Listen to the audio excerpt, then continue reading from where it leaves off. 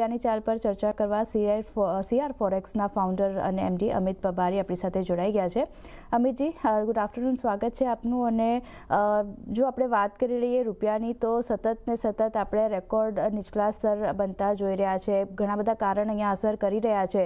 એક તો જે જેપનીઝ બોન્ડ yieldઆપણને સતત વધતી દેખાઈ રહી છે, એને લીધે ફોકસ છે। ડોલર ઇન્ડેક્સની ડિમાન્ડ વધી રહી છે, ડોલરની ડિમાન્ડ જે મેટલ એક્સપોર્ટર્સ છે તેમના તરફથી વધતી દેખાઈ રહી છે। અને સૌથી મોટું રીઝન કહી શકાય ટ્રેડ ડીલ પર જે અનિશ્ચિતતા હજી પણ બનતી દેખાઈ રહી છે, એને લીધે આપણે જોઈ રહ્યા છે રૂપિયો સતત ને સતત ડોલર સામે નબળો પડતો દેખાઈ રહ્યો છે। સૌથી વર્સ્ટ કરન્સી એશિયામાં જોઈએ પરફોર્મન્સ રૂપિયામાં આપણને બનતું દેખાઈ રહ્યું છે। પણ સમજવાની વાત એ છે કે ડોલર ઇન્ડેક્સના જે આપણે લેવલ જોયા હતા, જે 100ની ઉપર પણ આપણને પહોંચતા દેખાયા હતા, એ લેવલથી ડોલર ઇન્ડેક્સ પણ નીચે છે।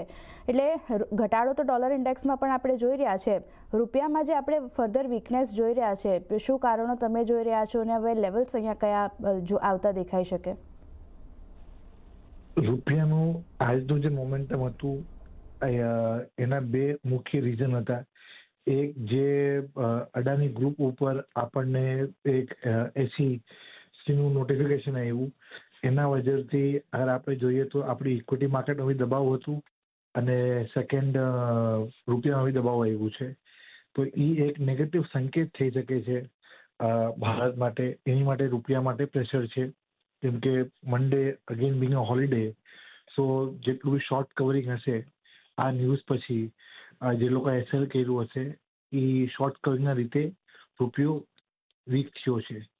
સેકન્ડ વીકનેસનું એ રીઝન હોઈ શકે છે કે કાલે રાતના જે ન્યૂઝ આવ્યું હતું, જ્યાં ટ્રમ્પે કીધું હતું કે big force heading towards Iran, એના કારણે આપણે જોયું કે કાચું તેલમાં બી દબાવ છે।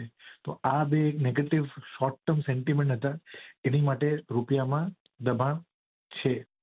અને સ્ટ્રક્ચરલી જોઈએ તો રૂપિયા માટે બે ત્રણ નેગેટિવ પોઈન્ટ છે। એક, એફઆઈઆઈ જે છે કન્ટિન્યુઅસ ઇન્ડિયન ઇક્વિટી માર્કેટમાં સેલ કરે છે। એફડીઆઈનું બી ઇન્વેસ્ટમેન્ટ ઇન્ડિયામાં ઓછું થયું છે એઝ કમ્પેર ટુ 2024-25, 25-26 એફડીઆઈનો ઇન્ફ્લો ઓછો છે। થર્ડ, આપણું ટ્રેડ ડીલ નથી થયું, એના કારણે આપણું ટ્રેડ ડેફિસિટ બી વધે છે। અને ચોથું રીઝન છે આરબીઆઈનું શોર્ટ પોઝિશનિંગ જે બુક છે એ બી વધતી દેખાય છે। તો આ બધા ચાર રીઝનની વજહથી અમને લાગે છે કે ડોલરમાં પ્રેશર રહેશે। કોઈ બી ઇન્ફ્લો આવશે તો એ ઇન્ફ્લોમાં બધા ઇમ્પોર્ટર્સ આવીને બાય કરશે, અને as currency is getting weaker, હોઈ શકે છે કે exporters yeah sellers in the market will be limited.